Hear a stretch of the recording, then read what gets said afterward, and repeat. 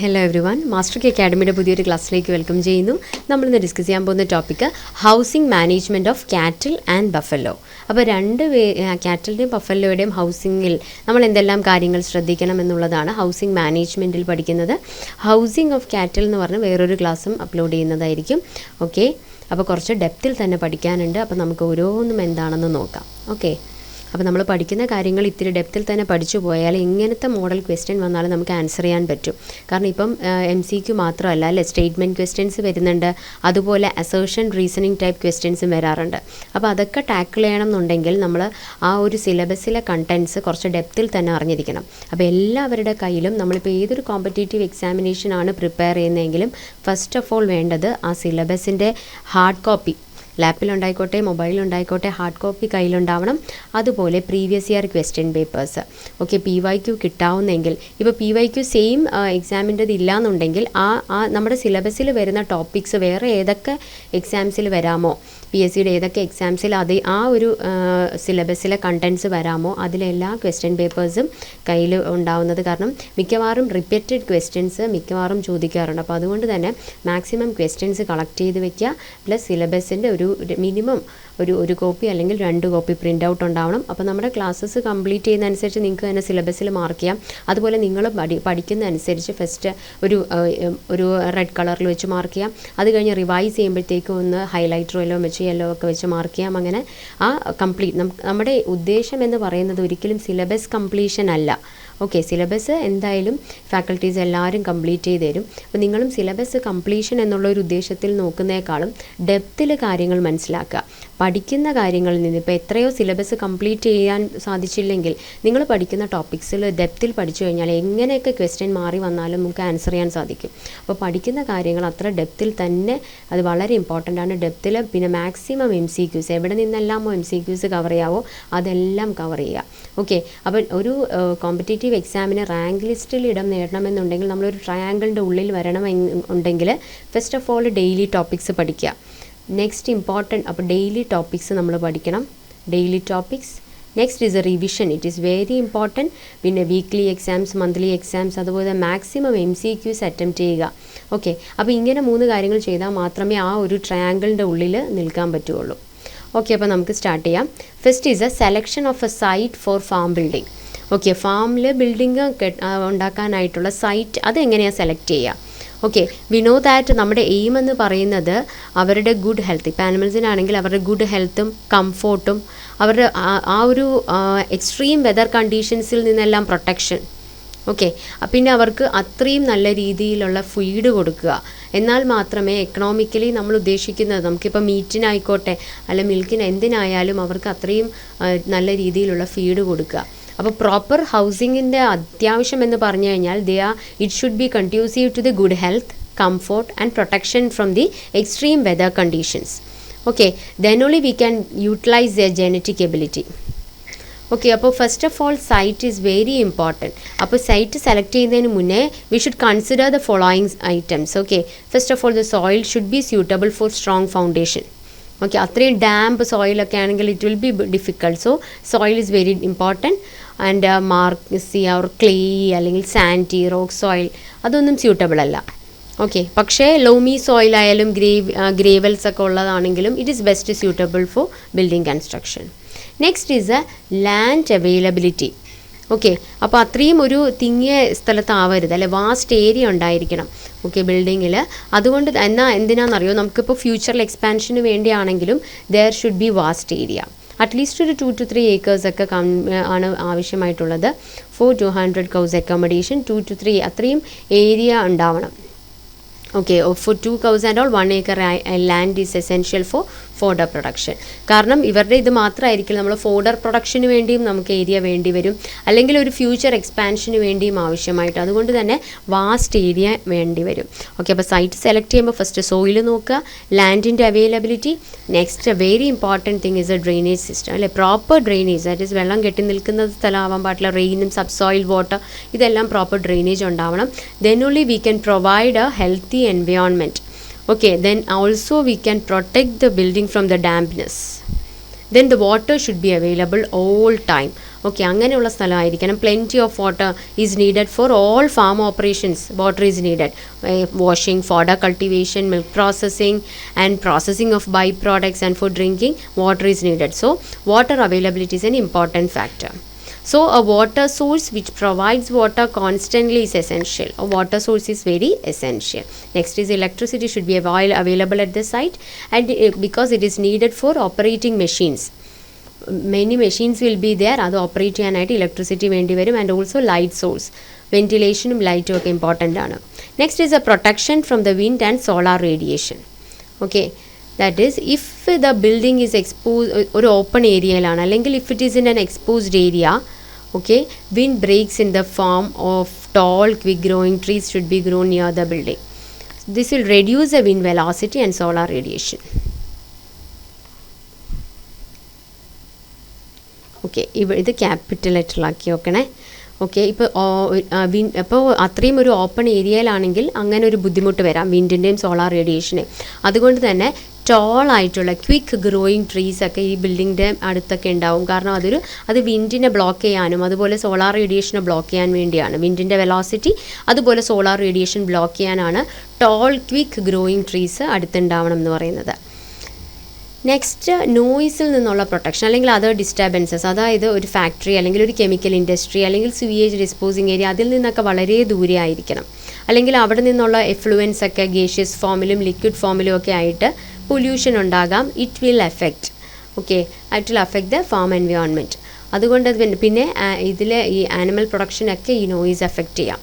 So city ഏരിയയിൽ നിന്ന് അത്രയും നോയ്സി ആയിട്ടുള്ള എൻവയോൺമെൻറ്റിൽ നിന്ന് വളരെ ദൂരെ ആയിരിക്കണം. ഓക്കെ, പൊല്യൂട്ടഡ് ഏരിയയിൽ നിന്നും നോയ്സി ഏരിയയിൽ നിന്നെല്ലാം ദൂരെ ആയിരിക്കണം. ഓക്കെ, അപ്പോൾ സിറ്റിയിൽ നിന്നെല്ലാം കുറച്ച് ദൂരെ ആയിരിക്കണം സിറ്റുവേറ്റ് ചെയ്തിരിക്കുന്നത്. പക്ഷേ it should be nearer to city, thereby away from the city at the same time nearer to the city. കാരണം അങ്ങനെ പറയാൻ കാരണം നോയ്സി സിറ്റുവേഷൻസിൽ നിന്ന് ദൂരെ ആയിരിക്കണം. പക്ഷേ നമുക്ക് marketing of the products is very important. So market ചെയ്യാനായിട്ട് അത് അത്രയും അങ്ങ് ദൂരെ ആകാനും പാടില്ല, because it should B marketed easily. Next important is A transport facilities. Okay, അത് ട്രാൻസ്പോർട്ട് ഫെസിലിറ്റി ഉള്ള സ്ഥലത്തായിരിക്കണം റോഡും, എന്നാൽ മാത്രമേ മാർക്കറ്റ് ആക്സസിബിലിറ്റി ഉണ്ടാവുകയുള്ളൂ. അല്ലെങ്കിൽ ട്രാൻസ്പോർട്ടിൻ്റെ കോസ്റ്റ് കൂടുതലായിരിക്കും. അതുപോലെ പ്രോഡക്ട്സ് ഒക്കെ സ്പോയിലായി പോകാനുള്ള സാധ്യതയുണ്ട്. അതുകൊണ്ട് തന്നെ transport facility, especially road transport available ആയിരിക്കണം. എന്നാൽ മാത്രമേ മാർക്കറ്റ് ആക്സസിബിൾ ആയിരിക്കുകയുള്ളൂ, ട്രാൻസ്പോർട്ട് കോസ്റ്റ് കുറഞ്ഞിരിക്കുകയുള്ളൂ. Also it will avoid the spoilage of the products. അല്ലെങ്കിൽ അത്രയും ദൂരം ട്രാവൽ ചെയ്യേണ്ടി വന്നു കഴിഞ്ഞാൽ പ്രോഡക്ട്സും സ്പോയിലായി പോകാനുള്ള സാധ്യതയുണ്ടാവും. Other miscellaneous factors include availability of telephone, nearby school for children, farm workers, post office, shopping centers, entertainment facilities.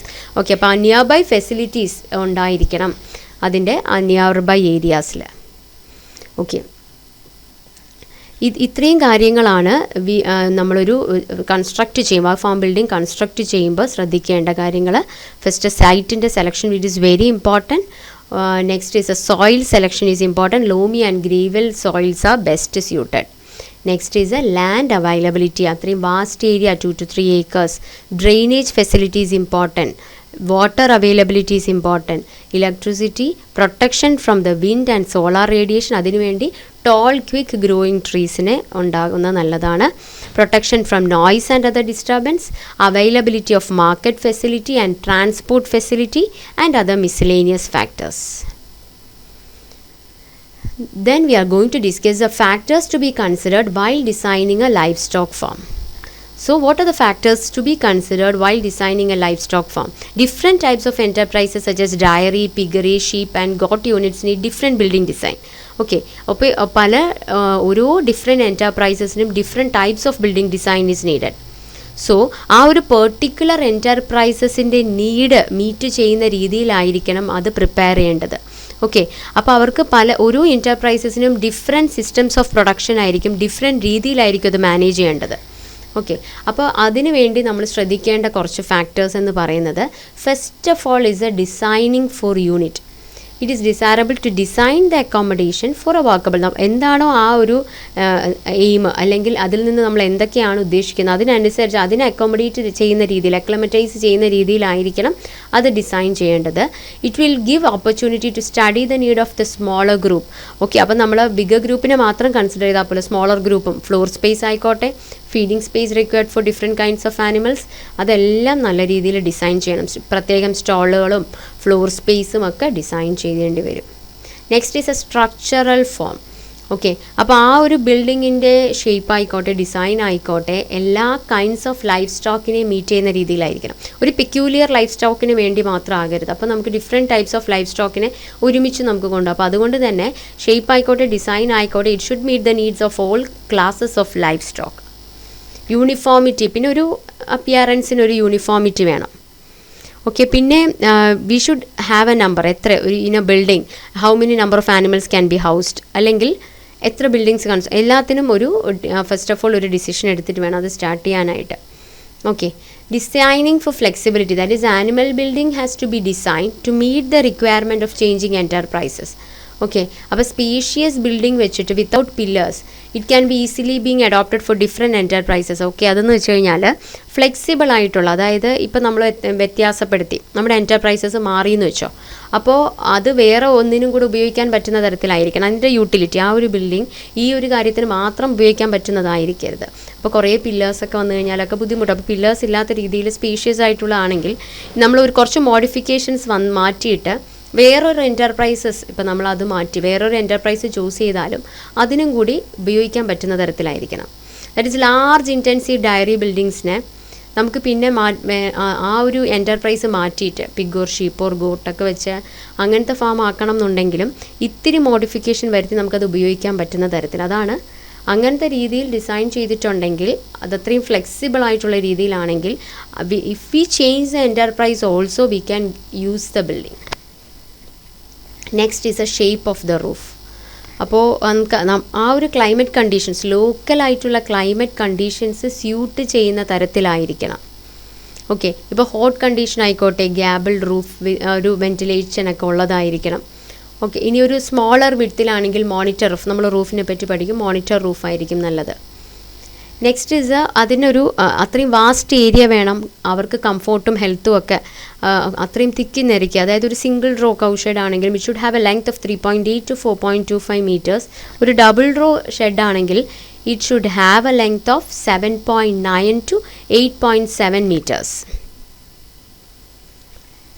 Next is the standard height of the building. Standard height differ according to the ആ ഒരു ഏത് material ആണോ use ചെയ്യുന്നത് റൂഫിങ്ങിന്, അതുപോലെ climatic condition അതിൽ depend ചെയ്യും, അതിൽ differ ചെയ്യാം ഈ ഒരു സ്റ്റാൻഡേർഡ് ഹൈറ്റ്.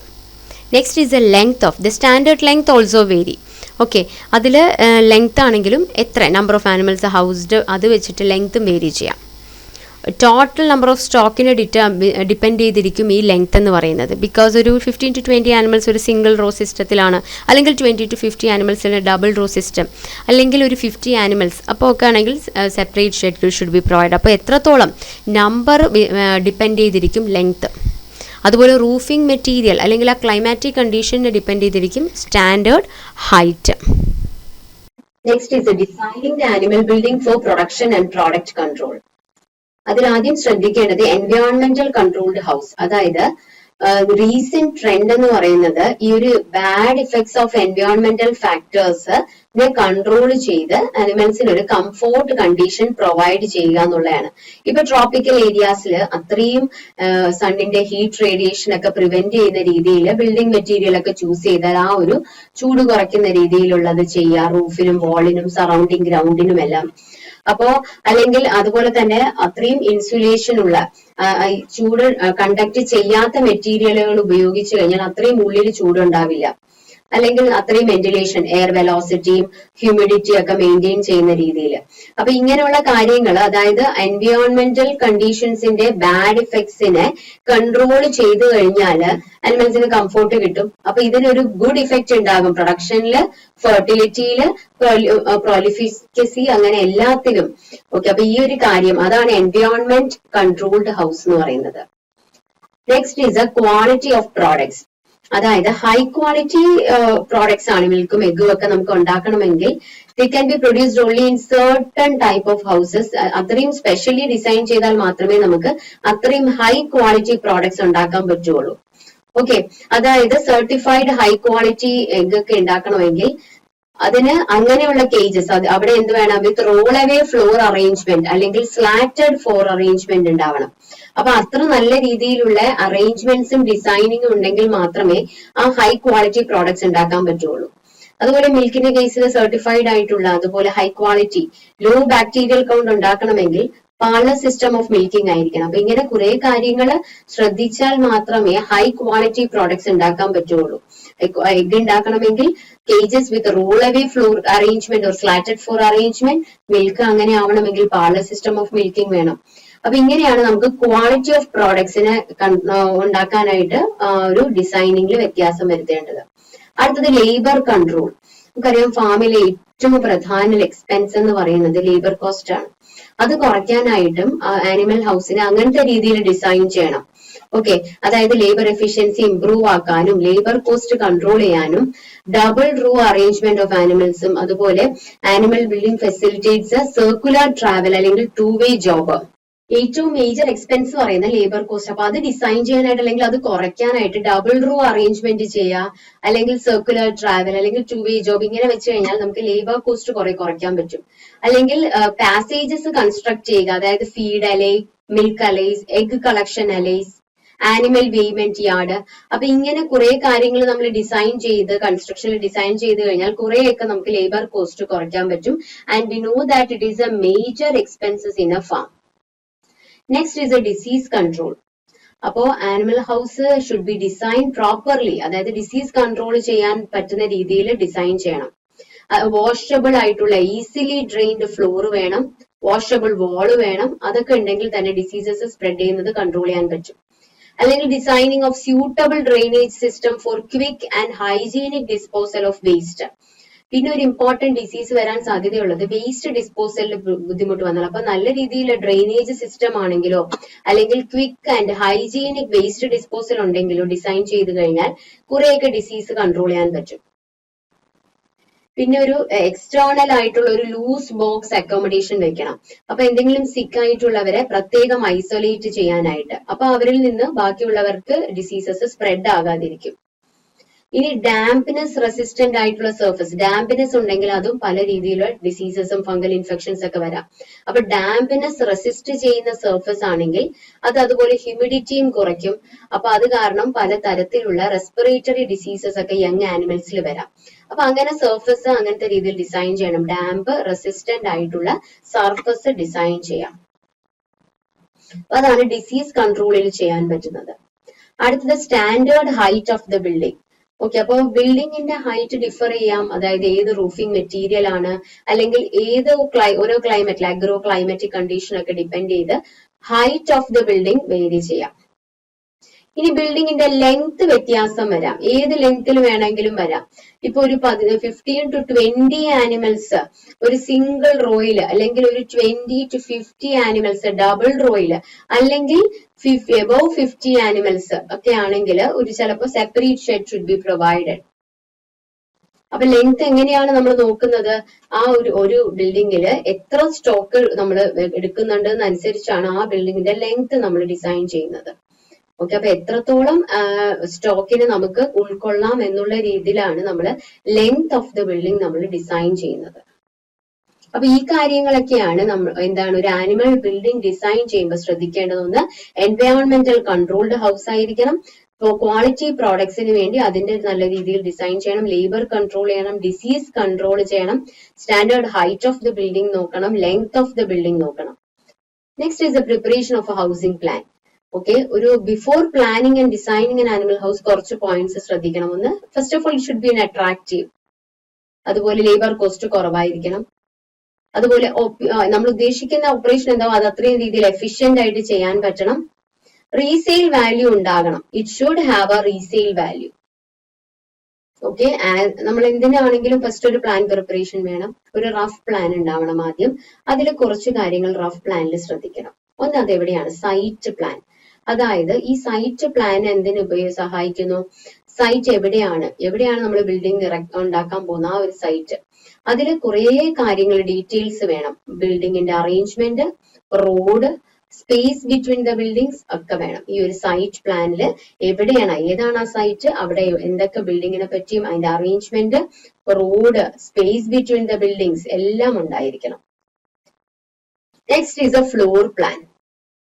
ഫ്ലോർ പ്ലാനിൽ വരുന്നത് it is a aerial view of the different structures. അപ്പൊ ആ ഒരു ബിൽഡിങ്ങിൽ എന്തെല്ലാം കാര്യങ്ങൾ ചെയ്യുന്നുണ്ട് അതിന്റെ ഒരു ഏരിയൽ വ്യൂ ആണ്.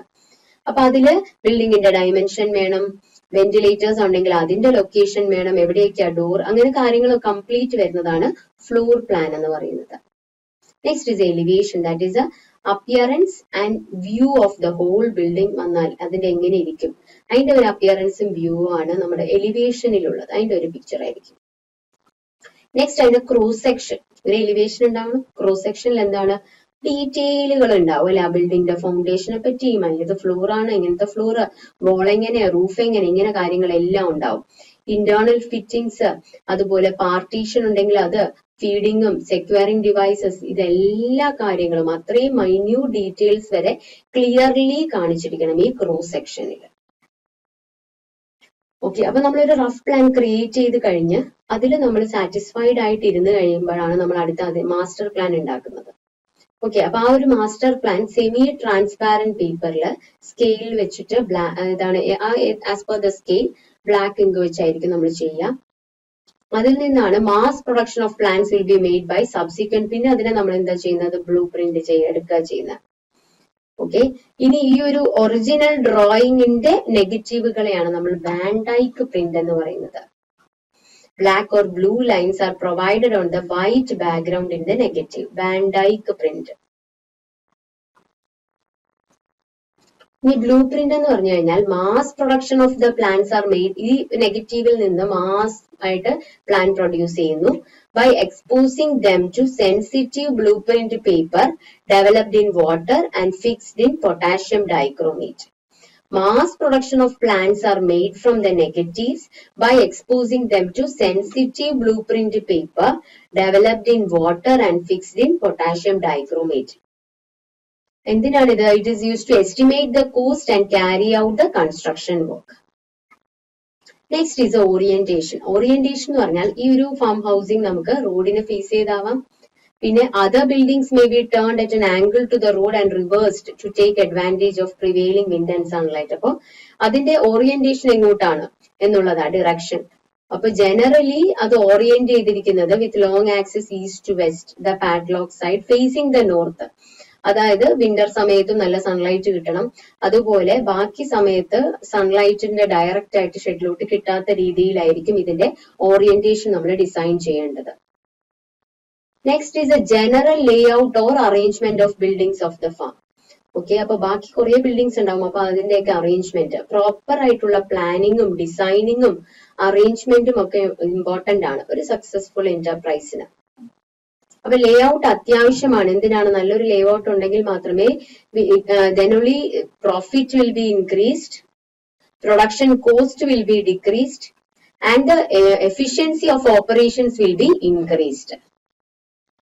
അപ്പൊ ഈ മൊത്തത്തിൽ കുറെ ബിൽഡിങ്സ് ഉണ്ടാവൂല, അതിനെ 5 കാറ്റഗറി ആയിട്ട് ഡിവൈഡ് ചെയ്യുന്നുണ്ട്. First of all farm houses or homestead, farm buildings or farmstead, farm store, isolation shed, quarantine shed. അപ്പൊ ഇങ്ങനെ 5 മേജർ കാറ്റഗറീസ് ആയിട്ട് ഡിവൈഡ് ചെയ്യുന്നുണ്ട്. Farm houses or homestead, farm buildings or farmstead, farm store, isolation shed or quarantine shed.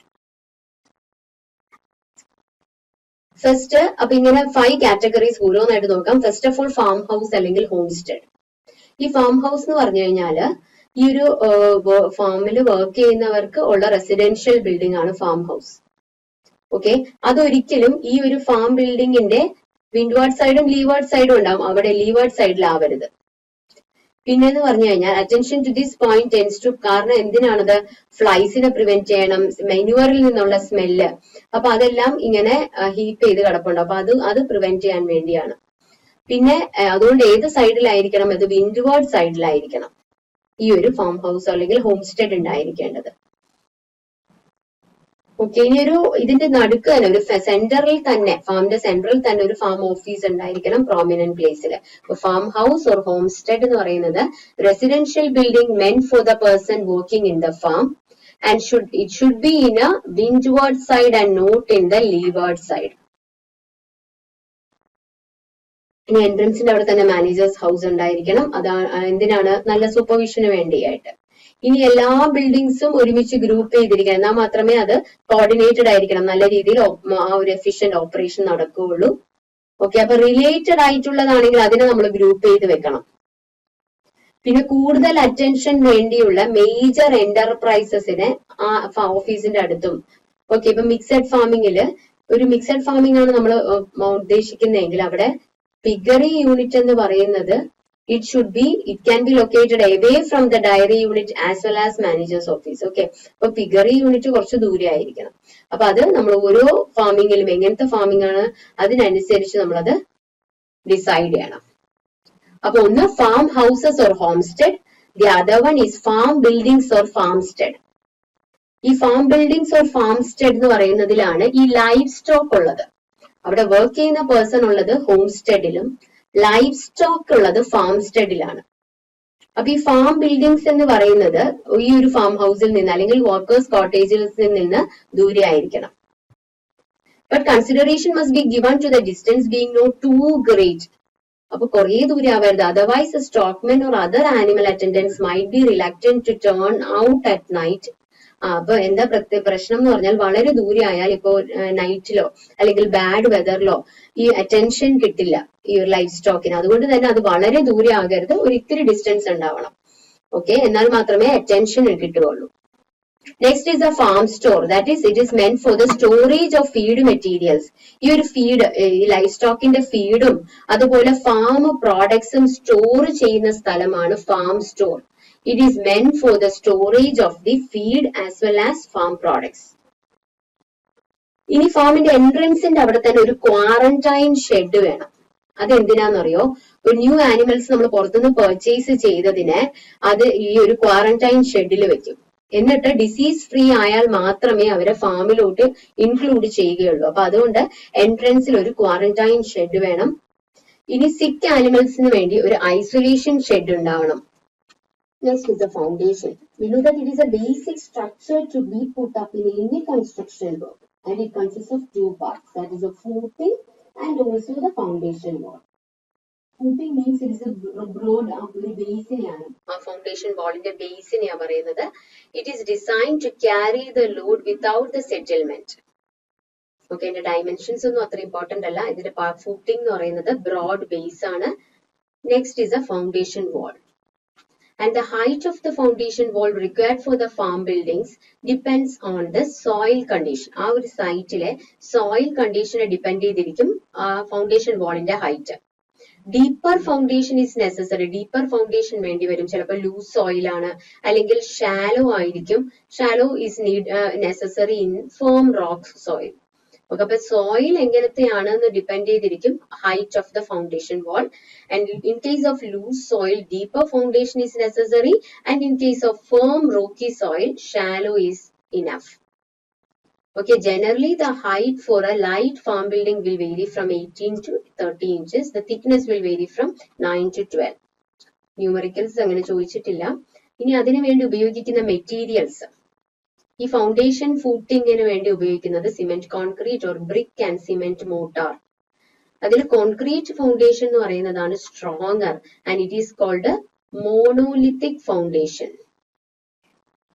Okay, concrete foundation is called it is stronger and it is called a monolithic foundation. Brick foundation is provided with stepped up increase in width towards the base. പക്ഷെ ഇത് concrete അതിന്റെ അത്ര strong അല്ല, not so strong as a concrete this brick foundation. How is it done? The method of putting, that is trenches of suitable size are put up to receive. ആദ്യം ഒരു trench ഉണ്ടാക്കും അല്ലെ, ആദ്യം ഒരു trenches ഉണ്ടാക്കിയിട്ട് ബേസിനെ harden ചെയ്ത് smooth level ആക്കും. Okay, എന്നിട്ടാണ് ഫൂട്ടിങ്ങും ഫൗണ്ടേഷൻ വാളും ചെയ്ത് ഗ്രൗണ്ട് ലെവലിലോട്ട്. അപ്പൊ ആദ്യം ഒരു ട്രെഞ്ച്, ഒരു കുഴി അത്രയും ഉള്ള ഒരു ട്രെഞ്ചസ് ഉണ്ടാക്കിയിട്ട് ആവശ്യമുള്ള സൈസില് ഫൂട്ടിങ്ങും ഫൗണ്ടേഷൻ വാൾ വെച്ച് ഗ്രൗണ്ട് ലെവൽ വരെ എത്തിച്ച് പിന്നെ സർഫസിനെ സ്മൂതൻ ചെയ്ത് മേളിൽ ലെവൽ ചെയ്യുക ചെയ്യുന്നത്. അവിടെ ഒരു 4% layer of damp proof course of asphalt or other material is introduced. Okay, അപ്പൊ അവിടെ ഒരു 4% ലെയർ ഡാമ്പ് പ്രൂഫ് ആയിട്ടുള്ള ആസ്ഫാൾട്ടോ വേറെ മെറ്റീരിയലോ യൂസ് ചെയ്യുന്നത് to prevent the absorption of moisture prevent ചെയ്യാനായിട്ട് a 4% layer of damp proof course of asphalt or other material is used. Wall and wall materials. We know that wall are the supporting structures built above the foundation to enclose the building, and it is constructed with brick, stones or concrete. Okay, height depends on the type of livestock to be housed under the building. അപ്പൊ ഏത് life stock ആണോ നമ്മൾ include ചെയ്യുന്നത് അതിനെ depend ചെയ്തിരിക്കും വാളിന്റെ height എന്ന് പറയുന്നത്, height of the wall. What are the principles followed for finishing the walls in animal houses? That is, a height up to 4 feet from the floor should be finished smoother with a hard cement plaster and made washable. കാരണം hygienic റീസൺസിന് ഒരു 4 feet വരെ washable ആയിരിക്കണം. And the corners should be filled and rounded or else dust will accumulate there. Pointed ആണെങ്കിൽ അവിടെ dust, ഒരു L shape ആണെങ്കിൽ അവിടെ dust accumulate. അതുകൊണ്ട് കോർണേഴ്സ് എല്ലാം ഇതുപോലെ റൗണ്ടഡ് ആയിരിക്കണം. ഓക്കെ, അതുപോലെ എഡ്ജസ്, ഷാർപ്പ് എഡ്ജസും ആംഗിൾസും ഒന്നും ഉണ്ടാവരുത്, അതിനെയൊക്കെ റൗണ്ട് ചെയ്യണം to avoid the prevent the accidents. In case of bricks, next is a building bricks. They are made up of the brick earth, that is 50% clay and 50% sand. Rectangular blocks are prepared by the mold. Okay, mold വെച്ചിട്ട് machine cut ചെയ്തിട്ട് rectangular block ആവുന്നുണ്ട്. Then they are heated in the kiln at proper temperature. അതിന്റെ dimensions ഒന്നും important അല്ല, പക്ഷെ uniform shape ആയിരിക്കണം, colour ആയിരിക്കണം, texture ആയിരിക്കണം, ആൻഡ് ആംഗിൾസിൽ ഷാർപ്പ് ആയിരിക്കണം. ഒരു ഹാർഡ് ഒബ്ജക്ട്സ് വെച്ച് സ്ട്രക്ക് ചെയ്ത് കഴിഞ്ഞാൽ ക്ലിയർ റിംഗിങ് സൗണ്ട് കിട്ടണം. Next is A vitrified paving brick. They are hard, impervious and durable brick, paving more than 10% of iron oxide. So they are heated at very vitrified paving brick in the pratyekada very high temperature ലായിരിക്കും heat ചെയ്യുന്നത്. Okay, in the outer surface they are grooved and they are having a strong and hard finish, and they are damp proof also. The pratyekada എന്ന് വെച്ചാൽ they are damp proof also, and they are the specialized one, and they are made for use as flooring also. They are used, vitrified paving bricks, they are used as flooring also. Next is the glazed one, glazed bricks. That is, they are the small one made of china clay, and they are finished with glaze or enamel on the outer surface. They are used for providing sanitary finishes. വാളിലൊക്കെ ഒരു sanitary ഫിനിഷിന് വേണ്ടി, അതുപോലെ wash ചെയ്യേണ്ട സ്ഥലത്തും hygienic condition വേണ്ടിടത്തും ഒക്കെ ഇത് ഉപയോഗിച്ച് കഴിഞ്ഞാൽ it can B washed. Okay, പക്ഷെ ഇതിന്റെ പ്രശ്നം എന്ന് പറഞ്ഞു കഴിഞ്ഞാൽ ദേ ആർ വെരി കോസ്റ്റ്ലി ആണ്. അത് വാഷബിൾ ആണ്, പക്ഷെ ഇത് വെരി കോസ്റ്റ്ലി ആണ്. അപ്പൊ സാനിറ്ററി ഫിനിഷസ് വേണ്ടെടുത്തോ ഹൈജീനിക് കണ്ടീഷൻ വേണ്ട സ്ഥലങ്ങളിലൊക്കെ ഇത് ഉപയോഗിക്കാം. ഇനി സ്റ്റോൺസിനെ പറ്റി പറയുകയാണെങ്കിൽ ഉപയോഗിക്കുന്ന ഒന്ന് ഗ്രാനൈറ്റ് എന്ന് പറയുന്നത് hard and natural stone. Black കളറാണ് അല്ലെങ്കിൽ ലൈറ്റ് ഗ്രേ കളറാണ്, ഡ്യൂറബിൾ ആണ്, വെതർ റെസിസ്റ്റൻസ് ആണ്. അത് വാളിനും ഫ്ലോർസിനും ഒക്കെ ഉപയോഗിക്കാറുണ്ട്. The surface should be of roughened periodically. അതിനെ ചിപ്പിംഗ് ചെയ്തിട്ട് അതിനെ പീരിയോഡിക്കൽ ആയിട്ട് റഫൻ ചെയ്യാറുണ്ട്. Next whinstones are used. They are also hard rocks but not so durable and weather resistant. Okay, അപ്പൊ ഇത് ഹാർഡ് ആണ്, പക്ഷെ ഗ്രാനൈറ്റിന്റെ അത്ര ഡ്യൂറബിളും വെതർ റെസിസ്റ്റന്റും അല്ല. ഇതും വാൾ ഉണ്ടാക്കാനും അതുപോലെ ബ്രോക്കൺ സ്റ്റോൺസിനെ നമ്മൾ ഇതിനെ ബ്രോക്കൺ ആക്കിയിട്ട് ഇതിനെ പൊട്ടിച്ചിട്ട് നമ്മൾ സിമെന്റ് കോൺക്രീറ്റിന്റെ ഇൻഗ്രീഡിയന്റ് ആയിട്ട് ഉപയോഗിക്കാറുണ്ട്. Next is A sandstone. Sandstone എന്ന് പറയുന്നത് ഇമ്മച്വർ റോക്ക് ആണ്. അത് അത്ര സ്ട്രോങ് അല്ല, ഡ്യൂറബിൾ അല്ല. അതുകൊണ്ട് തന്നെ ഈ സാൻഡ്സ്റ്റോൺ ഒന്നും ഹെവി കൺസ്ട്രക്ഷനിലൊന്നും ഉപയോഗിക്കാറില്ല. അതിന് പല ഷേപ്പും പാറ്റേണിലും ആക്കിയിട്ട് ആർക്കിടെക്ചറൽ വർക്കിനൊക്കെ ഉപയോഗിക്കുന്നല്ലാതെ ഹെവി കൺസ്ട്രക്ഷനിലൊന്നും ഉപയോഗിക്കാറില്ല. കാരണം അത് ഇമ്മച്വർ ആണ്, അത് അത്ര ഡ്യൂറബിളോ സ്ട്രോങ്ങോ അല്ല ഈ സാൻഡ്സ്റ്റോൺ എന്ന് പറയുന്നത്. ഇനി ബൈൻഡിങ് മെറ്റീരിയൽസ് ആയിട്ട് ഉപയോഗിക്കുന്നതിൽ ലൈം ഉണ്ട്. ആദ്യത്തത് ലൈം. ഓക്കെ, ലൈമൻ എന്ന് പറഞ്ഞാൽ ഇറ്റ് ഈസ് പ്രിപ്പയർഡ് ഫ്രം ലൈംസ്റ്റോണിൽ നിന്നാണ് പ്രിപ്പയർ ചെയ്തിരിക്കുന്നത്. അതിനെ ഹീറ്റ് ചെയ്ത് വാട്ടറിൽ സ്ലാക്കിംഗ് ചെയ്താണ് ലൈം ഉണ്ടാക്കിയിരിക്കുന്നത്. അങ്ങനെ കിട്ടുന്ന വൈറ്റ് പൗഡറിനെയാണ് നമ്മൾ ലൈം എന്ന് പറയുന്നത്. ഓക്കെ, അപ്പൊ ഈ ലൈമിന് ഒരു പാർട്ട് എടുത്തിട്ട് ഒരു 3 പാർട്ട് പ്യുവർ സാൻഡ് ആഡ് ചെയ്ത് ആവശ്യത്തിന് വെള്ളവും ആഡ് ചെയ്യുമ്പോഴാണ് ലൈം മോർട്ടാർ കിട്ടുന്നത്. Okay, lime mortar is prepared by mixing 1 part lime 3 parts pure sand, അതുപോലെ സഫീഷ്യന്റ് വാട്ടറും ആഡ് ചെയ്യും. Next is a cement. സിമെന്റിനെ പറ്റി പറയുകയാണെങ്കിൽ ഇറ്റ് ഈസ് പ്രിപ്പയർഡ് ഫ്രം 70% ചോക്കും 30% ക്ലേയും. ഓക്കെ, എന്നിട്ട് വെള്ളമായിട്ട് മിക്സ് ചെയ്യുമ്പോൾ okay 70% chalk and 30% clay, it is mixed with water to form a creamy fluid.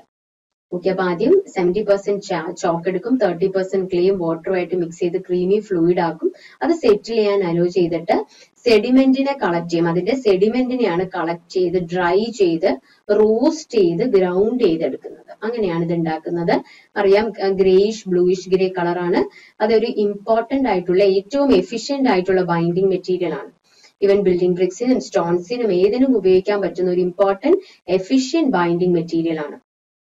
ഇനി സിമെന്റ് മോർട്ടാർ എന്ന് പറഞ്ഞാൽ അതിൽ സിമെന്റും സാൻഡും ഉപയോഗിക്കുന്ന റേഷ്യോ ദാറ്റ് ഈസ് 1:3 റേഷ്യോയിലാണ്.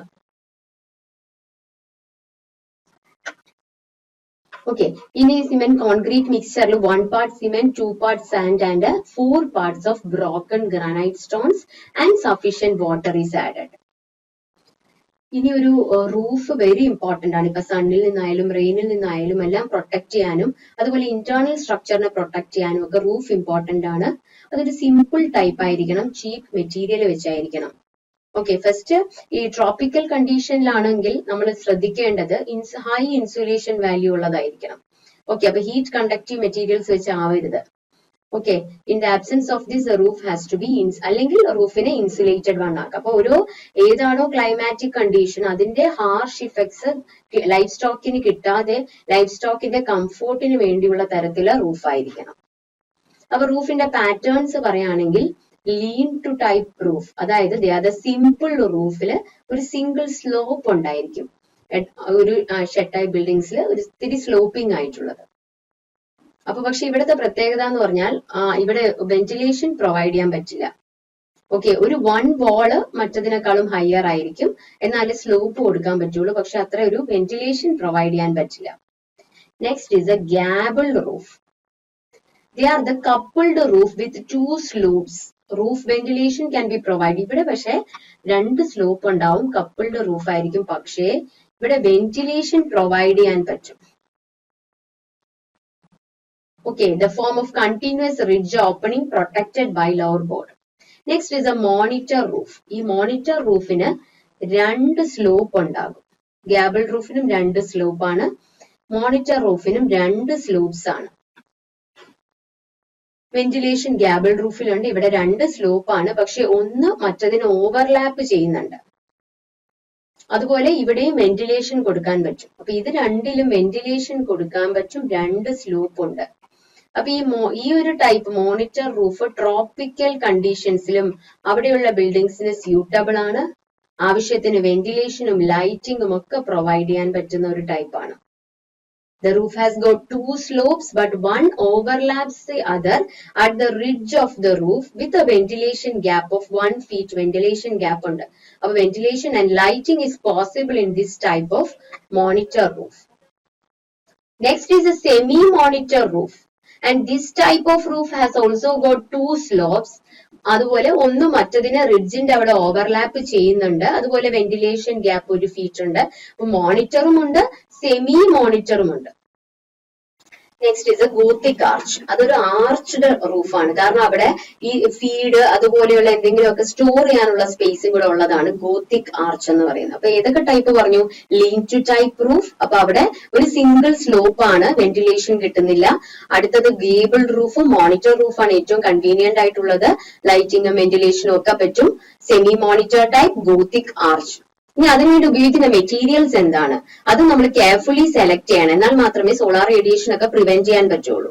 അതായത് ഹീറ്റ് കണ്ടക്ടിവിറ്റി കുറവുള്ള മെറ്റീരിയൽ ചൂസ് ചെയ്യുന്നതായിരിക്കും നല്ലത്. അതിന്റെ commonly used materials first of all tiles use ചെയ്യാറുണ്ട്, ചീപ്പാണ്, ഈസിലി അവൈലബിൾ ആണ്, ഹീറ്റ് കണ്ടക്ട് ചെയ്യും വെരി റാപ്പിഡ്ലി. അതുകൊണ്ട് തന്നെ ഹോട്ട് ക്ലൈമറ്റിൽ അത് it is suitable for hot climate. Wind and accident, പക്ഷെ എന്തെങ്കിലും ഒരു വിൻഡോ ആക്സിഡന്റ് ഒക്കെ വന്നാൽ പെട്ടെന്ന് അത് ഡാമേജ് ആയി പോകും. അതുകൊണ്ട് തന്നെ അതുപോലെ അത് പീരിയോഡിക്കലി റിന്യൂ ചെയ്യണം. ഓക്കെ, രണ്ട് ടൈപ്പ് ഉണ്ട്, pan tiles or Mangalore tiles, country tiles. Pan tiles or Mangalore tiles are rectangular one with grooves on the outer surface and two nips on the inner surface. They are laid one at the side of the other to cover the roof. Okay, അടുത്ത country എന്ന് പറഞ്ഞു കഴിഞ്ഞാൽ ഇത് rectangular type ആണ്. Country type എന്ന് പറഞ്ഞാൽ they are semi circular type of different shapes and dimensions. അത് വെക്കുന്നത് one above the other in layers. അതിന്റെ പ്രത്യേകത എന്ന് പറഞ്ഞാൽ they conduct less heat. Okay, ഇനിയുള്ളത് ആസ്ബറ്റോസ് ഷീറ്റ് ഉപയോഗിക്കാറുണ്ട്. പൗൾട്രി ബിൽഡിംഗ്സിലൊക്കെ ഈ ആസ്ബറ്റോസ് ഷീറ്റ് ഒക്കെയാണ് ഉപയോഗിക്കുന്നത്. അത് സിമെന്റ് മിക്സ്ചറും അതുപോലെ വെജിറ്റബിൾ ഫൈബേഴ്സ് ഒക്കെ മിക്സ് ചെയ്താണ്. അത് ഡിഫറെന്റ് ഡയമെൻഷൻസിൽ കിട്ടും വിത്ത് കൊറുഗേറ്റഡ് സർഫസസ്. അപ്പൊ അത് ഈസിലി ഫിക്സ് ചെയ്യാൻ എളുപ്പമാണ്, കുറച്ചുകൂടി ഡ്യൂറബിൾ ആണ്, ടൈലിനെക്കാളും ഡ്യൂറബിൾ ആണ്. പക്ഷെ ഇതിനടിയിലുള്ള ഹൗസസ് എന്ന് പറഞ്ഞു കഴിഞ്ഞാൽ സമ്മറിന്റെ സമയത്ത് വളരെ ആസ്ബറ്റോസ് ഷീറ്റിന്റെ അടിയിൽ ഭയങ്കര ചൂട് കൂടുതലായിരിക്കും. നെക്സ്റ്റ് ഇസ് അലൂമിനിയം ഷീറ്റ് ഉപയോഗിക്കാറുണ്ട്. കൊറുഗേറ്റഡ് അലൂമിനിയം ഷീറ്റ് പല തിക്നെസ്സിലും ഡയമെൻഷനിലും ഉപയോഗിക്കാറുണ്ട്. അത് ലൈറ്റ് ആണ്, പെട്ടെന്ന് ഫിക്സ് ചെയ്യാൻ പറ്റും. ഓക്കെ, അതിന്റെ ബ്രൈറ്റ് ആൻഡ് പോളിഷ്ഡ് സർഫസ് ഒരു റിഫ്ലക്റ്റീവ് ഇൻസുലേഷൻ ആവുന്നുണ്ട്. അതുകൊണ്ട് തന്നെ ഒരു സമ്മറിന്റെ സമയത്തും ഇതിനുള്ളില് കൂളായിരിക്കും. പക്ഷെ they are very much expensive. അതുപോലെ റീസെയിൽ വാല്യൂ ഗ്രേറ്റർ ആണ്, എക്സ്പെൻസീവ് ആണ്, പക്ഷെ ഗ്രേറ്റർ റീസെയിൽ വാല്യൂ ഉണ്ട്. അങ്ങനെ റസ്റ്റ് പ്രൂഫ് ആണ് അല്ലെ, അങ്ങനെ തുരുമ്പെടുക്കുന്നില്ല. അതുപോലെ കൊണ്ട് തന്നെ കൂടുതൽ ഡ്യൂറബിൾ ആണ്. പക്ഷെ പ്രശ്നം they are very much expensive. Next is A thatched roof. നമ്മൾ കോക്കനട്ട് ലീവ്സ് അല്ലെങ്കിൽ പാം ലീവ്സ് ഒക്കെ വെച്ചിട്ട് താച്ച്ഡ് റൂഫ് ചെയ്യാറുണ്ട് അല്ലെ. ചിലപ്പോ ഹേയും സ്ട്രോയും വയ്ക്കൂല്, അല്ലെങ്കിൽ കോക്കനട്ട് ലീഫ് ഒക്കെ ഉപയോഗിക്കാറുണ്ട്. അത് ചീപ്പാണ്. They are poor conductors of heat. അതുകൊണ്ട് തന്നെ സമ്മറിലൊക്കെ നല്ല കൂളായിരിക്കും. പക്ഷേ നോൺ ഡ്യൂറബിൾ ആണ് അല്ലെ. അത് ഇടയ്ക്കിടയ്ക്ക് ഇയർലി അല്ലെങ്കിൽ 2 വർഷത്തിൽ ഒരിക്കലൊക്കെ അത് മാറ്റേണ്ടി വരും. അതുപോലെ പെട്ടെന്ന് ആക്സിഡൻസ്, ഫയർ ആക്സിഡൻസ് ഒക്കെ വന്നു കഴിഞ്ഞാലൊക്കെ അത് നശിച്ചു പോകും. അപ്പൊ അതുകൊണ്ട് അത് അത്ര ഡ്യൂറബിൾ അല്ല. നെക്സ്റ്റ് നമ്മൾ യൂസ് ചെയ്യാൻ പറ്റുന്നത് ഗാൽവനൈസ്ഡ് അയൺ ഷീറ്റ്. അതായത് അത് അയൺ ഷീറ്റ് ആണ്, സർഫസിൽ ഗാൽവനൈസ്ഡ് ആണ്, കൊറുഗേഷനും ഉണ്ട്. അത് കൂടുതലും യൂസ് ചെയ്യാറുണ്ട്. പക്ഷെ അതിന്റെ പ്രത്യേകത എന്ന് പറഞ്ഞു കഴിഞ്ഞാൽ സമ്മറിൽ വളരെ ഹോട്ടായിരിക്കും.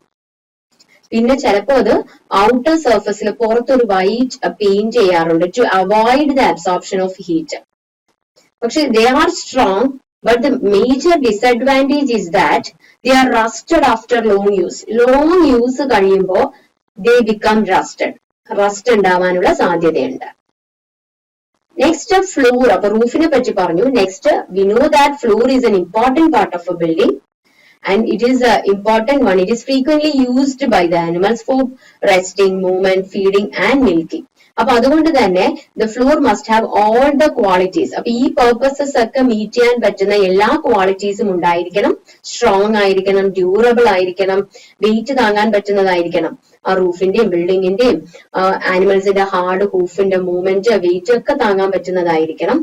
ഏറ്റവും ഇമ്പോർട്ടന്റ് ആയിട്ടുള്ള നമ്മുടെ എക്കണോമിക് പോയിന്റ് ഓഫ് വ്യൂവിൽ വരുന്ന കാര്യം ഡ്യൂറബിലിറ്റി തന്നെയാണ്. ഇടയ്ക്കിടയ്ക്ക് ചേഞ്ച് ചെയ്യുന്നതാണെങ്കിൽ അത്രയും കോസ്റ്റ് ഉണ്ടാവും അല്ലെ. അപ്പൊ ഡ്യൂറബിലിറ്റി തന്നെയാണ് എക്കണോമിക്കൽ പോയിന്റ് ഓഫ് വ്യൂവിൽ നമ്മൾ വരുന്നത്. പിന്നെ ഹൈജീനിക് ആയിട്ട് അല്ലെങ്കിൽ സാനിറ്ററി ആയിട്ട് ചെയ്യാൻ പറ്റുന്ന രീതിയിലുള്ളതായിരിക്കണം. പിന്നെ വേസ്റ്റ് ലിക്വിഡ് ആയിക്കോട്ടെ സോളിഡ് ആയിക്കോട്ടെ അത് എഫക്റ്റീവ് ആയിട്ട് റിമൂവ് ചെയ്യാൻ പറ്റുന്ന തരത്തിലായിരിക്കണം. ഫൗണ്ടേഷൻ സോളിഡ് ആൻഡ് കോമ്പാക്റ്റിന്റെ മേളിലാണ് ഈ ഫ്ലോർ ഇടുന്നത്. ആൻഡ് അത് first of all non slippery ആയിരിക്കണം, അല്ലെങ്കിൽ സ്ലിപ്പിംഗ് വഴി ഭയങ്കര ആക്സിഡൻസ് ഒക്കെ ഉണ്ടാകാം. പിന്നെ ഗ്രൂവ്സും അതുപോലെ റഫ് ആൻഡ് സർഫസും ഉണ്ടായിരിക്കണം. ഏറ്റവും നമ്മൾ അറിയാം ഫ്ലോറിൽ ഏറ്റവും ഇമ്പോർട്ടന്റ് കാര്യം നോൺ സ്ലിപ്പറി ആയിരിക്കണം. അതുപോലെ ഗ്രൂവ്സ് ഉണ്ടാകണം, റഫ് ആൻഡ് സർഫസ് ഉണ്ടാകണം. Grooves and rough and surfaces should be provided. എന്തൊക്കെയാണ് നമ്മൾ മെറ്റീരിയൽസ് ആയിട്ട് യൂസ് ചെയ്യാറ്? ഓക്കെ, നമ്മുടെ ചോയ്സ് എന്ന് പറയുന്നത് എത്ര കയ്യിലുള്ള കോസ്റ്റ്, അല്ലെങ്കിൽ ഏതാണ് അവൈലബിൾ ആയിട്ടുള്ളത്, അല്ലെങ്കിൽ ഇതിനു വേണ്ടി ആവശ്യമായിട്ടുള്ള ക്വാളിറ്റി റിക്വയർഡ് ഒക്കെ ഡിപ്പെൻഡ് ചെയ്തിരിക്കും ഏത് മെറ്റീരിയൽ ചൂസ് ചെയ്യണം എന്നുള്ളത്. ഒന്നുകിൽ സിമെന്റ് കോൺക്രീറ്റ് ഫ്ലോർ ആവാം, അല്ലെങ്കിൽ വിട്രിഫൈഡ് പേവിംഗ് ബ്രിക്ക് ഇടാം, സ്റ്റോൺ ഇടാം, ബിൽഡിംഗ് ബ്രിക്സ് മതിയാവും, ഗ്രേവല്, അങ്ങനെ ഏത് മെറ്റീരിയൽ വേണമെങ്കിലും ചൂസ് ചെയ്യാം. It depends on the availability, cost and the other quality required for the animal houses. First about the cement concrete floor. അതാണ് ഏറ്റവും കോമൺ ആയിട്ട് ഉപയോഗിക്കുന്ന മെറ്റീരിയൽ കേട്ടോ. കാരണം അത് ചീപ്പാണ്, ഡ്യൂറബിൾ ആണ്, നല്ല രീതിയിലാണ് കൺസ്ട്രക്ട് ചെയ്തെന്നുണ്ടെങ്കിൽ അത് ചീപ്പാണ്, ഡ്യൂറബിൾ ആണ്. അതുപോലെ ട്രോപ്പിക്കൽ കണ്ടീഷൻ ആയിക്കോട്ടെ, അതൊരു കൂൾ ആയിട്ടുള്ള കണ്ടീഷൻ പ്രൊവൈഡ് ചെയ്യും. ഓക്കെ, അപ്പൊ അതിന് നല്ല ഗ്രൂപ്പ്സും റഫ് സർഫസ് ആയതുകൊണ്ട് ആക്സിഡന്റ് പ്രിവെന്റ് ചെയ്യാൻ സാധിക്കും. ഇനി ചിലപ്പോൾ ബിൽഡിംഗ് ബ്രിക്സ് ഉപയോഗിക്കാറുണ്ട്. അത് നല്ല ഗുഡ് മെറ്റീരിയൽസ് എന്ന് പറയാൻ പറ്റില്ല, കാരണം അത് വെള്ളം അബ്സോർബ് ചെയ്ത് പെട്ടെന്ന് ബേൺ ഔട്ട് ആവാൻ സാധ്യതയുണ്ട്. ഓക്കെ, പിന്നെ അതിന് എഡ്ജസ് ഒക്കെ ചിലപ്പോൾ സെറ്റ് ചെയ്ത് ഗുഡ് ക്വാളിറ്റി സിമെന്റ് ഒക്കെ വെച്ച് പാക്ക് ചെയ്യാറുണ്ട്. നെക്സ്റ്റ് നമ്മൾ വിട്രിഫൈഡ് പേവിംഗ് ബ്രിക്സ് ഉപയോഗിക്കാറുണ്ട്. അതും ഐഡിയൽ ആണ്, ഡ്യൂറബിൾ ആണ്, ഡാമ്പ് പ്രൂഫ് ആണ്. അതിന്റെ ജോയിന്റ്സിലും സിമെന്റ് മോട്ടാർ വെച്ച് കോട്ട് ചെയ്യാറുണ്ട്. നെക്സ്റ്റ് ഗ്രാനൈറ്റ് സ്റ്റോൺസ് ഒക്കെ യൂസ് ചെയ്യാറുണ്ട്. അത് ബ്ലോക്ക് ആക്കി അതിനെ റഫൻ ചെയ്ത് അതിലെ സാൻഡിന്റെ പുറത്ത് അതും ഉപയോഗിക്കാറുണ്ട്. ഡ്യൂറബിൾ ആണ്, സ്ട്രോങ് ആണ്, ദേ ആർ ഓൾസോ ആൻഡ് ചീപ്പ്. ഈ ഫൈൻ ഗ്രേവലും യൂസ് ചെയ്യാറുണ്ട് ചീപ്പ് ക്വാളിറ്റി ഫ്ലോറിംഗ് മെറ്റീരിയൽസ് ആയിട്ട്. പക്ഷെ പ്രശ്നം എന്ന് പറഞ്ഞു കഴിഞ്ഞാൽ it absorbs water and worn out easily. അപ്പൊ നമ്മൾ പീരിയോഡിക്കൽ ആയിട്ട് അത് റിപ്പയർ ചെയ്യുകയും മെയിൻറ്റെയിൻ ചെയ്യുകയും മാറ്റുകയും ചെയ്യണം. പിന്നെ ഡിസീസ് ഔട്ട്ബ്രേക്ക് വല്ലതും വന്നു കഴിഞ്ഞാൽ ഡിസിൻഫെക്ഷൻ വളരെ ബുദ്ധിമുട്ടാണ് ഈ ഒരു ടൈപ്പ് ഓഫ് ഫ്ലോറിംഗില്. ഈ ഫ്ലോർ പ്രോപ്പർ ആയിട്ട് മെയിൻറ്റെയിൻ ചെയ്യാൻ നമ്മൾ ചെയ്യുന്നത് ലൈം ഡ്രസ്സിംഗ് ചെയ്യാറുണ്ട്, അല്ലെങ്കിൽ smearing of cow dung mixture. Okay, അതും വെച്ച് സ്മിയർ ചെയ്യാറുണ്ട്, അല്ലെങ്കിൽ ലൈം വെച്ച് ഡ്രസ് ചെയ്യാറുണ്ട്. അത് മതിയാകും. ഈവൻ ഷീപ്പ് ഗോട്ടിനൊക്കെ this floor will be sufficient. Lime dressing and the smearing of cow dung mixture, this floor will be sufficient for sheep and goat. Next is the design of the floor. First of all solid floor, അതായത് common floor ആണ് with solid surface made with cement concrete. നമ്മൾ നേരത്തെ പറഞ്ഞ surfaces ഒക്കെ വെച്ച് ഉണ്ടാക്കിയതാണ് ഈ solid floor.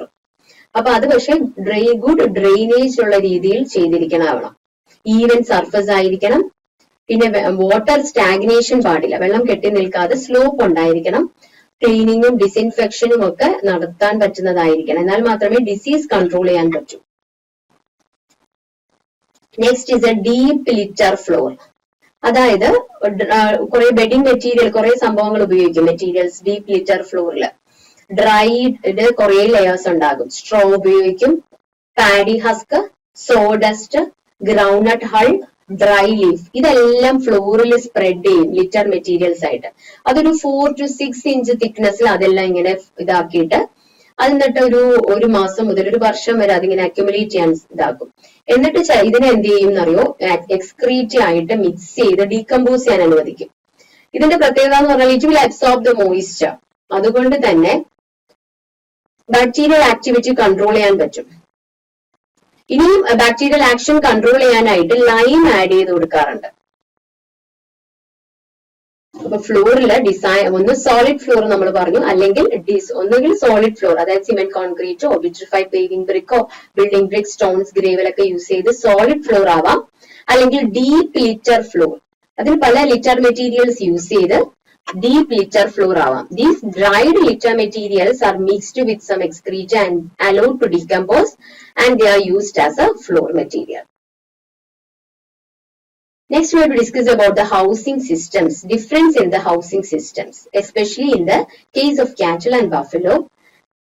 There is ഓരോ സ്ഥലത്തും വ്യത്യാസപ്പെടും അല്ലെ, depending on the climatic conditions. Great diversity exist. അപ്പം അതിന്റെ ഡിസൈൻ ചെയ്യുന്നതില് ഈവൻ ട്രഡീഷണൽ ആയിട്ടെന്ന് പറഞ്ഞു കഴിഞ്ഞാൽ അതിൽ നിന്ന് വളരെ വ്യത്യാസപ്പെട്ടു. കാരണം ഇപ്പൊ നീഡ് കൂടുതലാണ്, റിസോഴ്സസ് കൂടുതലാണ്.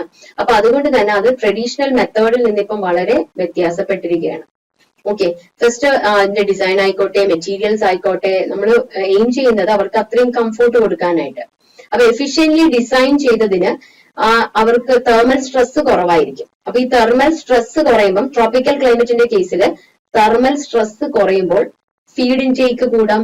അപ്പൊ എന്താണ്, പ്രൊഡക്ഷൻ കൂടും, മിൽക്ക് മീറ്റിന്റെ ഒക്കെ പ്രൊഡക്ഷൻ കൂടും, റീപ്രൊഡക്ഷന്റെ എഫിഷ്യൻസി കൂടും. അപ്പൊ അങ്ങനെ എഫിഷ്യന്റ്ലി ഡിസൈൻ ചെയ്ത് കഴിഞ്ഞാല് തെർമൽ സ്ട്രെസ് കുറച്ച് അതുവഴി ഫീഡ് ഇൻടേക്ക് കൂട്ടി അതുവഴി മിൽക്ക് പ്രൊഡക്ഷനും റീപ്രൊഡക്ഷൻ എഫിഷ്യൻസിയും കൂട്ടാൻ സാധിക്കും. അപ്പൊ പലതരത്തിലുള്ള climatic conditions, geographical conditions, economical conditions ഉണ്ട്. അതിനനുസരിച്ചായിരിക്കും ഐഡിയൽ ആയിട്ട് ഡിസൈൻ ചെയ്യുന്നത് ഓരോ ലൈഫ് സ്റ്റോക്കിനും. അപ്പൊ അല്ലാതെ ഒരു പ്രത്യേകമായിട്ടൊരു ഐഡിയൽ സെറ്റ് ഓഫ് ഡിസൈൻ ഇല്ല. കാരണം ഓരോ സ്ഥലത്തെയും ക്ലൈമറ്റ് വ്യത്യാസമാണ്, ജോഗ്രഫിക്കൽ കണ്ടീഷൻ വ്യത്യാസമാണ്, എക്കണോമിക്കൽ കണ്ടീഷൻ വ്യത്യാസമാണ്. അതുകൊണ്ട് തന്നെ ഒരു ലൈഫ് സ്റ്റോക്കിന് ഒരു ഐഡിയൽ ഡിസൈൻ സെറ്റ് ഇല്ല. അത് ഇറ്റ് ഈസ് ഇമ്പോസിബിൾ. മെയിൻ ആയിട്ട് രണ്ട് ഹൗസിംഗ് സിസ്റ്റംസ് ആണ് പറയാറുള്ളത്, ലൂസ് ഹൗസിംഗും കൺവെൻഷണൽ ബാൺസും. ഇമ്പോർട്ടന്റ് ആണ്, സിലബസിലുള്ളതാ കേട്ടോ. Loose housing and conventional barns. എന്താണ് ഈ ലൂസ് ഹൗസിംഗ്? അതായത് അതൊരു സിസ്റ്റം ഓഫ് ഹൗസിംഗിൽ animals they are kept loose in a open paddock throughout the day and night. Even ഇപ്പൊ എന്തെങ്കിലും മിൽക്കിന്റെ സമയത്തോ ട്രീറ്റ്മെന്റിന്റെ സമയത്തോ മാത്രം മാറ്റും, അല്ലാതെ അവരെ they are kept loose in an open paddock. അവിടെ ഷെൽട്ടർ കൊടുക്കുന്നുണ്ട് ഓരോ ആനിമൽസിന്. ഭയങ്കര ഹോട്ടും കോൾഡും റെയിൻ സീസണിൽ നിന്നെല്ലാം പ്രൊട്ടക്ഷന് വേണ്ടി ഷെൽട്ടർ പ്രൊവൈഡ് ചെയ്യുന്നുണ്ട്. അതുപോലെ ഫീഡ് കൊടുക്കാനും വാട്ടർ ടാങ്കും ഇനി കോൺസെൻട്രേറ്റ് കൊടുക്കാനും അതിനെല്ലാം പ്രത്യേക സംഭവങ്ങൾ, സെപ്പറേറ്റ് മിൽക്കിംഗ് ബാൺ ഉണ്ട്, പാർലർ, അവിടെ അവർക്ക് മിൽക്കിംഗ് ടൈം. അപ്പൊ ആ സമയത്ത് മാത്രം ഇവരെ മാറ്റുന്നു. പിന്നെ ഈ ഒരു ഓപ്പൺ പാഡോക്ക് എന്ന് പറയുന്നത് അതില് ഹാഫ് വാൾ ആയിരിക്കും ഉള്ളത്. അതുപോലെ ഫെൻസസ് ഉണ്ടാവും, അൺകൺവീനിയൻ. അതിനെയാണ് ലൂസ് ഹൗസിംഗ് എന്ന് പറയുന്നത്. Okay, it is a system of housing in which animals are kept loose in a open paddock. അപ്പൊ throughout the day and night ഈ ഓപ്പൺ പാഡോക്കിൽ തന്നെ ആയിരിക്കും, except at the time of milking and treatment. അപ്പൊ this open paddock is enclosed by means of half wall ആയിരിക്കും. അവിടെ എങ്ങനത്തെ വാൾ ആയിരിക്കും? ഹാഫ് വാൾസ് ആയിരിക്കും. എന്നിട്ട് അല്ലെങ്കിൽ ഫെൻസസ് ആയിരിക്കും. ഇതിന്റെ പ്രത്യേകത എന്താണ്? കൺസ്ട്രക്ഷന്റെ ചീപ്പാണ് അല്ലെ, കോസ്റ്റ് ഓഫ് കൺസ്ട്രക്ഷൻ ചീപ്പാണ്. ഇനി നമുക്ക് പിന്നെ വേണമെങ്കിൽ അത് എക്സ്പാൻഡ് ചെയ്യാൻ പറ്റും. അവർക്കുള്ളിൽ ഫ്രീ ആയിട്ട് മൂവ് ചെയ്യാൻ പറ്റും. അപ്പൊ അവർക്ക് ആവശ്യത്തിനുള്ള എക്സസൈസ് കിട്ടും. അവരെ ക്ലീൻ ചെയ്യാൻ എളുപ്പമാണ്, ഫീഡ് ചെയ്യാനും വാട്ടർ ചെയ്യാനും എളുപ്പമാണ്. ഓക്കെ, അപ്പൊ കാരണം ഇനി ഇവര് ഈ ഒരു സമയം ഡേ ആൻഡ് നൈറ്റ് ഇവിടെ ആയിരിക്കും, പക്ഷെ മിൽക്കിങ്ങിന് സെപ്പറേറ്റ് പോകുന്നതുകൊണ്ട് ക്ലീൻ മിൽക്ക് പ്രൊഡക്ഷൻ പോസിബിൾ ആണ്. കാരണം അവർ അതിനുവേണ്ടി സെപ്പറേറ്റ് സ്ഥലത്തോട്ട് കൊണ്ടുപോകുന്നുണ്ട്. ഇനി ഈസ്ട്രസ് ഫേസിൽ എത്തിയതിനെ കണ്ടുപിടിക്കാൻ എളുപ്പമാണ്. ഇവർക്കൊരു ഈസ്ട്രസ് ഫേസ് ഉണ്ട്, അപ്പൊ അത് കണ്ടുപിടിക്കാൻ, ഹീറ്റ് ഫേസ് അത് കണ്ടുപിടിക്കാനും എളുപ്പമാണ്. കാരണം അവരൊരു ലൂസ് കണ്ടീഷൻസിലാണ്, അവർക്ക് എളുപ്പം മൂവ് ചെയ്യാനും എക്സസൈസ് കിട്ടുന്നുണ്ട്. ഇനി at least 10 to 15% more stock than the standard. പിന്നെ കൂടുതൽ പേര് വേണമെങ്കിൽ അക്കോമഡേറ്റ് ചെയ്യാനും സാധിക്കും. കാരണം അത്രയും സ്പേസ് ഉള്ളത് കൊണ്ട് കൂടുതൽ പേര് അക്കോമഡേറ്റ് ചെയ്യാനും സാധിക്കും. പക്ഷെ ഇതിന്റെ ഡിസഡ്വാൻറ്റേജ് എന്ന് പറഞ്ഞു കഴിഞ്ഞാൽ ഹിമാലയൻ ടെമ്പറേറ്റ് ഏരിയൻസ് അല്ലെങ്കിൽ ഹെവി റെയിൻഫോൾ സ്ഥലത്തൊന്നും ഇത് പോസിബിൾ അല്ല. ഹാഫ് വോൾ ഒക്കെ അല്ലേ, ഇത് കൂടുതൽ സ്പേസ് വേണം. പിന്നെ ഫീഡ് ഇങ്ങനെ കൊടുക്കുമ്പോൾ അതിനൊരു കോമ്പറ്റീഷൻ ഉണ്ടാവും. സെപ്പറേറ്റ് അല്ലല്ലോ, കുറെ പേര് ഒരുമിച്ച് ഇട്ടിരിക്കുന്നതാണ്, പക്ഷെ അവർക്ക് അത്രയും സ്പേസും വേണം, ഫീഡ് കോമ്പറ്റീഷൻ ഉണ്ടാവും. പിന്നെ ഓരോരുത്തർക്കുമുള്ള അറ്റൻഷൻ കിട്ടുന്നില്ല. പിന്നെ അത്രയും സ്പേസ് വേണമെന്ന് പറഞ്ഞ പോലെ ഇവരെ മിൽക്കിങ്ങിന് വേണ്ടി സെപ്പറേറ്റ് സ്ഥലവും വേണ്ടി വരും. ഇതെല്ലാം ഇതിന്റെ ഡിസഡ്വാൻറ്റേജസ് ആണ്. അപ്പം രണ്ട് ടൈപ്പ് ഉണ്ടെന്ന് പറഞ്ഞു. ഒന്ന് loose housing, next is a conventional barns. അതിന് ഇമ്പോർട്ടന്റ് ആണ്, PYQ ചോദിച്ചതാണ് കേട്ടോ. ലൂസ് ഹൗസിംഗ്, അതുപോലെ conventional barns or stanchion barns. അപ്പൊ ഇവിടെ എന്ന് പറഞ്ഞു കഴിഞ്ഞാല് in this type animals are confined together on a platform and they are secured at neck by a neck chain. Okay, അപ്പൊ ഇവിടെ എന്ന് പറഞ്ഞു കഴിഞ്ഞാൽ എന്താണ്? അവിടെ ഒരു പ്ലാറ്റ്ഫോമിലാണ് അവരെ നെക്ക് ചെയിൻ വെച്ച് അവരെ സെക്യൂർഡ് ആണ്. ഇവിടെ വെച്ച് തന്നെയാണ് അവര് ഫീഡിങ്ങും മിൽക്കിങ്ങും ഒക്കെ നടക്കുന്നത്. റൂഫ് കവേർഡ് ആണ്, സൈഡ് വാൾസ് ഉണ്ട്, വിൻഡോസ് ഉണ്ട്, വെന്റിലേറ്റർ ഉണ്ട്, വെന്റിലേഷൻ ലൈറ്റ് ഒക്കെ പോസിബിൾ ആണ്. ഇതിന്റെ പ്രത്യേകത എന്താണ്? ട്രോപ്പിക്കൽ ആയിക്കോട്ടെ, ടെമ്പറേറ്റ് ആയിക്കോട്ടെ, ഹെവി റെയിൻഫോൾ റീജിയൻ ആയിക്കോട്ടെ, ഇറ്റ് ഈസ് പോസിബിൾ. ഓക്കെ, അപ്പൊ ഇതിനെ നമുക്ക് ട്രോപ്പിക്കൽ കണ്ടീഷനിൽ ഇത് ഓക്കെയാണ്, കുറച്ച് സ്ലൈറ്റ് മോഡിഫിക്കേഷൻ ചെയ്താൽ മതിയാകും. Here the animals are confined together on a platform and they are secured at the neck by a neck chain or a stanchion. അതുകൊണ്ടാണ് ഇതിനെ സ്റ്റാൻജിയോൺ ബാൺസ്, സ്റ്റാൻജിയോൺ എന്ന് പറഞ്ഞാൽ നെക്ക് ചെയിൻ എന്നാണ്, അതുകൊണ്ടാണ് സ്റ്റാൻജിയോൺ ബാൺസ് എന്ന് പറയുന്നത്, അല്ലെങ്കിൽ കൺവെൻഷണൽ ബാൺസ്. ഇതിന്റെ അഡ്വാൻറ്റേജസ് എന്താണ്? യെസ്, അവർക്ക് ഹാർഷ് എൻവയോൺമെന്റിലോട്ട് എക്സ്പോസ്ഡ് അല്ല, ക്ലീൻ ആക്കാൻ എളുപ്പമാണ്, ഡിസീസ് കൺട്രോൾ ചെയ്യാൻ എളുപ്പമാണ്, അവർക്ക് ഇൻഡിവിജ്വൽ അറ്റൻഷൻ കിട്ടുന്നുണ്ട്. ഓക്കെ, പിന്നെ അവർക്ക് വേണ്ടി സെപ്പറേറ്റ് ഇനി മിൽക്കിംഗ് ഏരിയയുടെ ഒന്നും ആവശ്യമില്ല.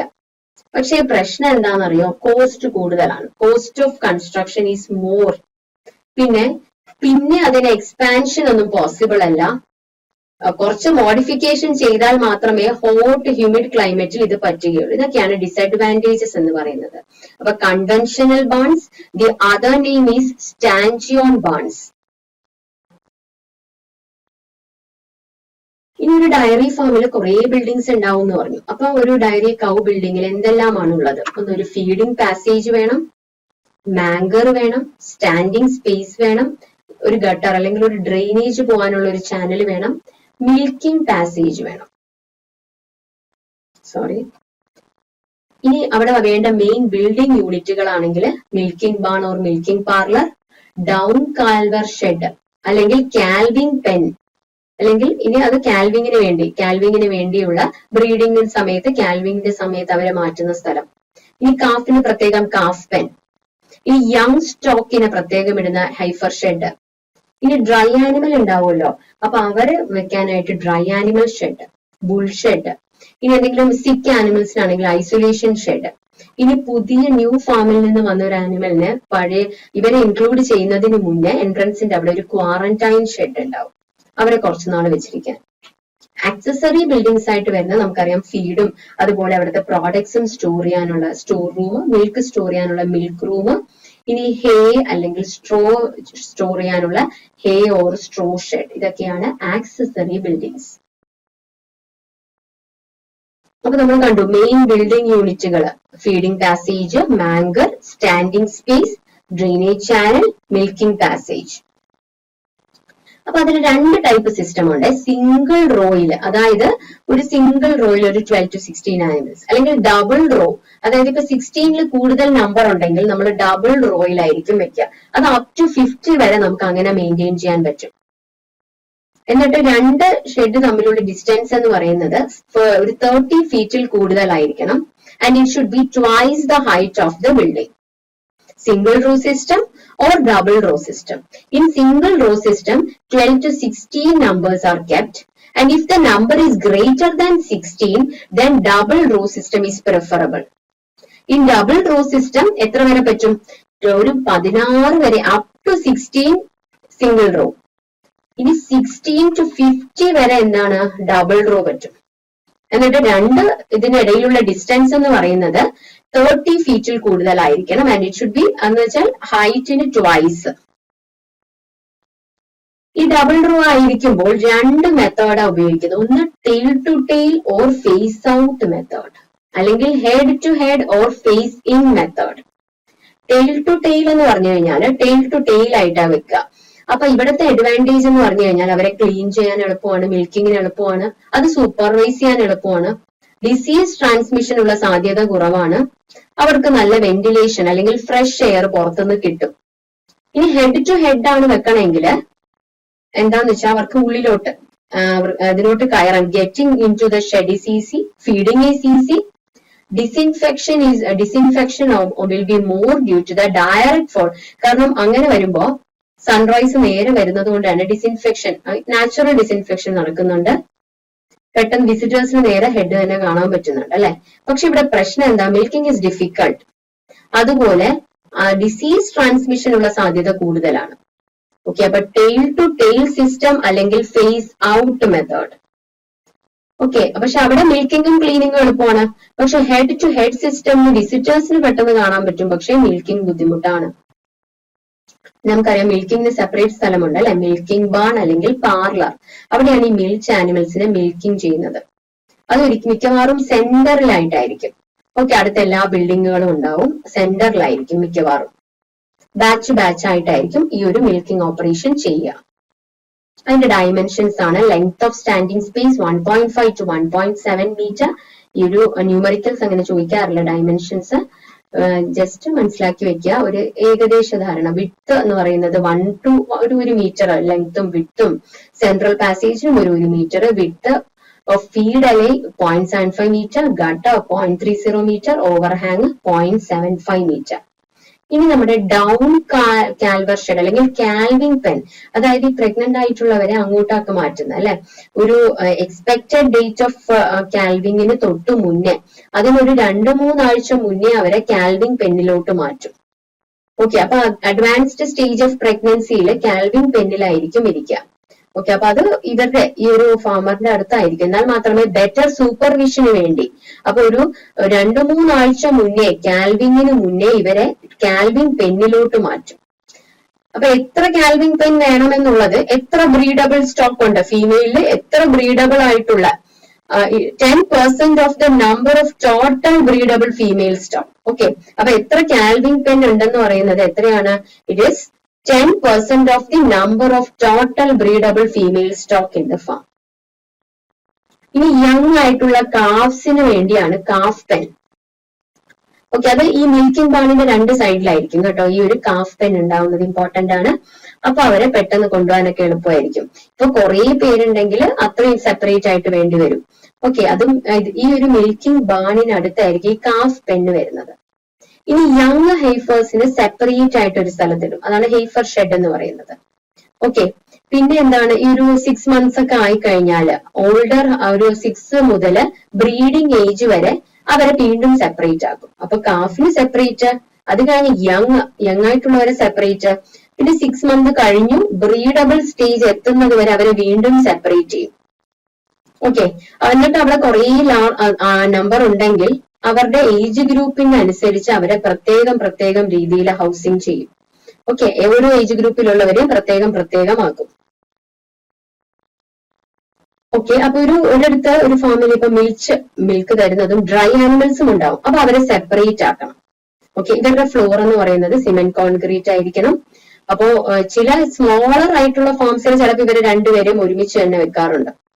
ഓക്കെ, അപ്പൊ ഒരു ഫാമില് 1/3 ആനിമൽസും ഡ്രൈ ആയിരിക്കും, അല്ലെങ്കിൽ ഡ്രൈ കം പ്രഗ്നന്റ് സ്റ്റേജിലായിരിക്കും. ഇനി ബുൾസിനെ സെപ്പറേറ്റ് ഇടുന്ന സ്ഥലമാണ് ബുൾഷെഡ് എന്ന് പറയുന്നത്. അല്ലെ, അത് ഒരു എൻഡിലോട്ടായിരിക്കും. അപ്പൊ അതിൽ ഓരോരുത്തർക്കും സെപ്പറേറ്റ് സ്ഥലം വേണം. ഓക്കെ, അപ്പൊ എത്ര ബുള്ള് വേണമെന്നുള്ളത് being 1 for every 50 breedable farms. ഇപ്പൊ നാച്ചുറൽ ബ്രീഡിംഗ് ആണ് പ്രാക്ടീസ് ചെയ്യുക, ആർട്ടിഫിഷ്യൽ ഇൻസെമിനേഷൻ അല്ല, നാച്ചുറൽ ബ്രീഡിംഗ് ആണെങ്കിൽ ഒരു 50 ബ്രീഡബിൾ ഫീമെയിലിന് ഒരു 1 ബുള്ള് വെച്ച് വേണം. ഇനി ആർട്ടിഫിഷ്യൽ ഇൻസെമിനേഷൻ ചെയ്യണമെങ്കിൽ ചെയ്യുന്ന ഫെസിലിറ്റി അവൈലബിൾ ആണെങ്കിൽ അവരിവിടെ ബുൾ ഫെസിലിറ്റി വേണമെന്നില്ല.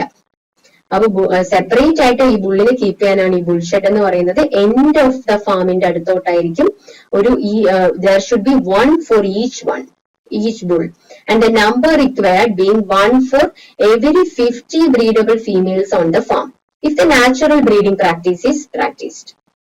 ഇനി സിക്ക് ആനിമൽസിനെ ഹെൽത്തി ആനിമൽസിലോട്ട് അസുഖം ട്രാൻസ്മിറ്റ് ചെയ്യാതിരിക്കാൻ സെപ്പറേറ്റ്, അസുഖം ട്രാൻസ്മിഷൻ തടയാനായിട്ടാണ് ഈ ഐസൊലേഷൻ ഷെഡ് എപ്പോഴും കോർണറിലായിരിക്കണം.